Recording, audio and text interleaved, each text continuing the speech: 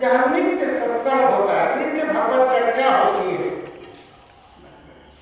नित्य सत्संग होती है, वहां जाकर आप भगवान की कथा का श्रवण करेंगे तो आपसे मन में जाते ही वहां जाके जितने मन में संदेह है, भरम है, मोह है, सब समाप्त हो जाएंगे।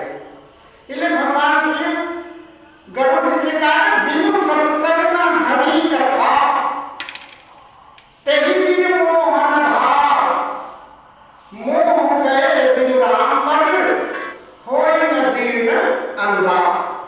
हे गरुड़ जी, यदि आप सत्संग नहीं करोगे तो भगवान की कथा श्रवण करने को नहीं मिलती। संग दो प्रकार का होता है, एक संग एक कुसंग। इसलिए मैं आपको संतों के समागम में भेज रहा हूं। संत समागम हरि कथा, तुलसी दुर्लभ दोर, दारा सुत और लक्ष्मी ये पापी का भी हो, क्योंकि संग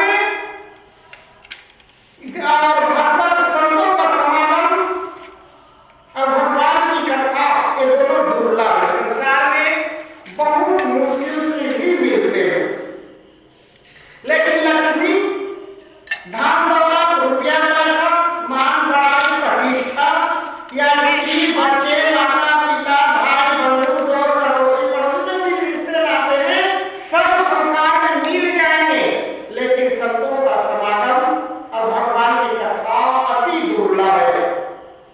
क्योंकि पुण्य पुंज बिनु मिले ही नहीं संता। पूर्व जन्म का जब तक पुण्य इकट्ठा ना हो, एकत्रित ना हो, तब तक संतों का समागम नहीं होता। इसी तरह से भगवान शिव गरुड़ जी से कहा, बिनु सत्संग हरि कथा, आप सत्संग करोगे तो भगवान की कथा सुनने को मिलेगा। तो गरुड़ जी कहा, इससे फिर क्या होगा? तो कथा सुनोगे तो मोह का नाश होगा, भ्रम संदेह समाप्त हो जाएंगे। तभी भी कथा नहीं सुनोगे तो मोह का नाश नहीं होगा।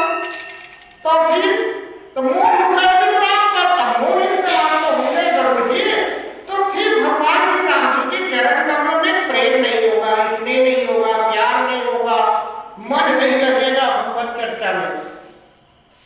तो फिर इसे मान लेता हूं कि मैं सत्संग नहीं करूंगा, सत्संग करने से मेरे मोह का नाश होगा। तो मोह का नाश होगा तो भगवान श्री राम जी की चरण कमलों में प्रेम होंगे। तो फिर क्या होगा?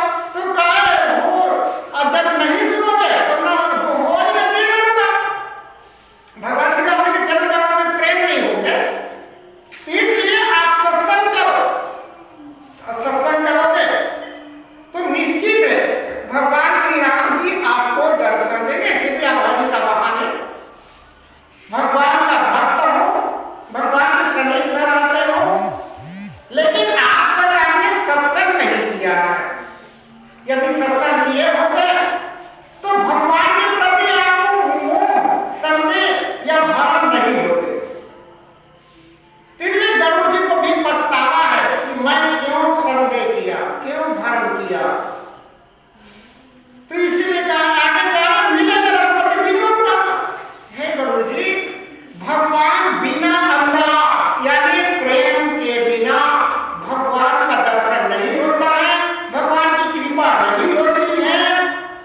चाहे आप लाखों किए जो तब ज्ञान मिलेगा, आप चारों वेद छठों सात अठारह पुराणों के ज्ञान में भले हो जाए, शास्त्री हो जाए, वेदांती हो जाए और तपस्वी भी हो जाए, बैरागी भी हो जाए, घर द्वार छोड़ दिया और फिर घर द्वार छोड़ करके और फिर पुनः साधु बनने के बाद फिर घर का चिंता करे तो क्या फायदा?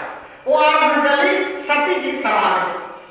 जैसे एक सती पर गोस्वामी तुलसीदास ने दोहा में भी लिखा है, एक पतिव्रता स्त्री अपने आप को मानती थी, उसका पति का मृत्यु हो गया तो वो उनके साथ सती होना चाह रही थी। गांव वालों ने मना किया, उनके रिश्ते नाते के लोग मना किए, उनके माता पिता या दराज जेठान सास ससुर सबने मना किए, लेकिन किसी की बात नहीं सुनी। चिंता लगा रहे, उन्हें जैसी बताया बैठाए, उसे समय पतिव्रता अपने आप को घोषित करना चाहती थी, मैं पति सती हो जाऊंगी। और गए और जैसे चिता में बैठी, जैसे जला उठ करके भाग गए तो सब जाकर में फैल जाते, कहीं उसका मान सम्मान। इसी तरह यदि कोई साधु बन जाता है और साधु बन करके घर में जिसकी आसक्ति हो जाती है, मोह हो जाता है, ममता हो जाता है, राग हो जाता है, घर के प्रति उनका लगाव हो जाता है, तो उस साधु का मान सम्मान आदर सत्कार नहीं होता। क्योंकि जब तक नाता जगत का तब तक भक्ति न हो, और नाता तोड़े जगत का सोई भगत हो। जब तक नाता नहीं तोड़ेगा तब तक भगवान का सच्चा पक्का भक्त नहीं बन सकता। एक लिए कबीरदास जी ने कहा, राजा दुखिया प्रजा दुखिया, साधु के दुना कहे कबीर सुनो भाई साधु एको घर न सुना। जब आप साधु बन गए हो, घर की चिंतन कर रहे, घर की मोह माया में जब पड़ गए हो, तो फिर उनके दुख दुना और हो जाता है, गृहस्थों से ज्यादा।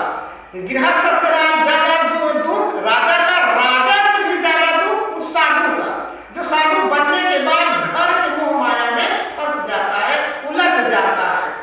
इसीलिए कहा है कि मिले न रघुपति बिनु अनुरागा, बिना प्रेम के भगवान परम ब्रह्म परमात्मा श्री राम जी नहीं मिलते हैं गरुड़ जी।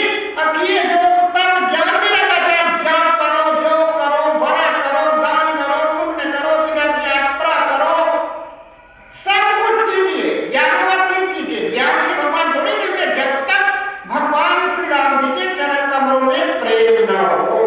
ये नहीं मतलब यदि मैं कहूं कि ज्ञान नहीं, ज्ञान अर्जित करना चाहिए, तब करना चाहिए, व्रत करना चाहिए, दान पुण्य करना चाहिए, अनुष्ठान वगैरह करना चाहिए, लेकिन भगवान श्री राम जी के चरण कमलों में प्रेम हो तभी उसका फल मिलता है, अन्यथा कोई फायदा नहीं। दिखाने के लिए व्रत मत करो, दिखाने के लिए अनुष्ठान मत करो, कि किसी के विनाश के लिए अनुष्ठान मत करो।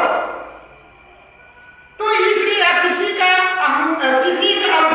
अपमान, किसका अनादर करने के लिए ज्ञान अर्जित मत करो। परमात्मा को प्राप्त करने के लिए ज्ञान अर्जित करना चाहिए, वैराग धारण करना चाहिए, तप करना चाहिए, व्रत करना चाहिए। ये भगवान शिव जी का उपदेश गरुड़ जी को प्रति। गरुड़ जी से कहा है, तब उत्तर दिशि सुंदर गिरिनीला, तहां रहा का धूसुंडी सुशीला। हे गरुड़ जी, मैंने बताया उत्तर दिशा यहाँ से थोड़ा दूर पर है, वह पर्वत जो नील पर्वत है, वहां जा करके काल जी से मुलाकात कीजिए, भेंट कीजिए, दर्शन कीजिए, सत्संग कीजिए, कथा वार्ता सुनिए। आपको वहां सुनते ही ज्ञान वैराग्य सब कुछ हो जाएगा, जो माया छुट जाएगी। राम भक्ति पथ परम प्रवीणा, ज्ञानी गुण गृह बहुकालीना। हे गरुड़ जी महाराज, वो राम भक्ति पथ के परम प्रवीण है, बहुत चतुर है, सयाने है, बुद्धिमान है, राम जी के परम भक्त है, राम जी के परम स्नेही है, प्रेमी है, और बहुत ज्ञानी है। वो तत्ववेत्ता है, ब्रह्म ज्ञानी है, आत्मज्ञानी है। ब्रह्म ज्ञानी के बातों से कहते हैं जो अपने स्वरूप को जान जाता है वही आत्मज्ञानी होता है। आत्मज्ञानी के मतलब अपने आप को जानना, मैं कौन हूँ, कहाँ से आया हूँ, मुझे क्या करना चाहिए, क्या नहीं करना चाहिए, क्या करने से हानि है, क्या करने से लाभ है। तो इनके बारे में अपने आप को समझ लेना कि ये ज्ञानी है। ये नहीं कि पुस्तक अर्जन कर लिए, 4 वेद के ज्ञाता बन गए, 18 पुराणों के ज्ञाता बन गए, सारे ग्रंथों का ज्ञाता बने, ज्ञानी नहीं है। वो तो एक प्रकार का अपना रोजी रोटी कमाने के लिए है, ये लौकिक वस्तु को कमाने के लिए, अर्जित करने के लिए ज्ञान है। ज्ञान के मतलब हो गए अपने स्वरूप को पहचानना, अपने आप को जानना, अपने स्वरूप को पहचान लिया, यही सबसे बड़ा ज्ञान है। तो इसलिए कहा ये बहुत ज्ञानी गुणित्री बहुकालीना, गुणों का भंडार है, ज्ञानी है, विवेकवान, बुद्धिमान, सयानी है, चतुर है, काल जी है, बहुत काल, बहुत पुराना, बहुत वृत्त है। राम कथा सो कहा ही निरंतर। हे गरुड़ जीव, नील पर्वत के ऊपर जहाँ आम पर पाकर पीपल बरगद का वृक्ष है, वहां वो नित्य कथा मानसिक पूजा भी करता है, यज्ञ भी करता है, जाप भी करता है, और भगवत कथा भी करते हैं। जितने आते हैं पक्षी उन सभी को भगवान की चर्चा सुनाते, भगवान की कथा सुनाते हैं। राम कथा सुनता